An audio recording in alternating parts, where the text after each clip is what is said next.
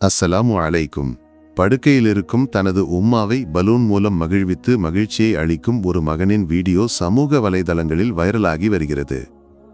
பலவீனமாகி படுத்திருக்கும் உம்மாவின் மனதுக்கு மகிழ்ச்சியை வழங்கவும் அவர்கள் அனுபவிக்கும் கஷ்டங்களையும் துக்கங்களையும் போக்கவும் மகன் செய்யும் இந்த வேடிக்கையான செயல் நமக்கு ஒரு பாடமாகவும் உள்ளது.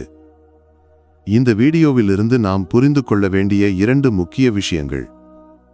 முதுமையும் குழந்தைத்தனமும். ஒரு மனிதன் வயதாகும்போது அவன் மீண்டும் குழந்தை பருவத்திற்கு இளமைக்கு திரும்புகிறான். குழந்தை பருவத்தில் உணவு உண்ணவும் மலமூத்திர விசர்ஜனம் போன்றவற்றிற்கு பிறர் உதவி தேவைப்பட்டது போலவே முதுமையின் பிடியில் உடல் தளரும்போது மனிதன் மீண்டும் அந்த பழைய நிலைக்கு திரும்புகிறான். பெற்றோர்களின் மீதான கடமை. பெற்றோர்களை பாதுகாக்க வேண்டியது பிள்ளைகளின் கடமையாகும். இஸ்லாம் கற்பிக்கிறது அவர்களுக்கு கருணையின் இறக்கைகளை விரிக்க வேண்டும் என்று.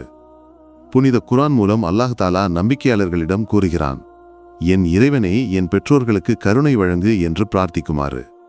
வயோதிக இல்லங்கள் அதிகரித்து வரும் இந்த காலகட்டத்தில் இந்த சகோதரன் தனது உம்மாவை மகிழ்விக்கும் விதம் பாராட்டத்தக்கது மற்றும் நமக்கு ஊக்கமளிக்கும் ஒன்றாகும். அல்லாஹ் தஆலா நமது பெற்றோர்களுக்கு கருணை வழங்குவானாக. மரணித்தவர்களின் கபர்களை விசாலமாக்கி அவர்களுக்கு சாந்தி வழங்குவானாக. பிரார்த்தனை: அல்லாஹ்வே, எங்கள் பெற்றோர்களுக்கு கருணை வழங்குவாயாக. உயிருடன் இருப்பவர்களுக்கு ஆயுளையும் ஆரோக்கியத்தையும், மரணித்தவர்களுக்கு மன்னிப்பையும் விசாலமான கப்ரையும் வழங்குவாயாக. ஆமீன்.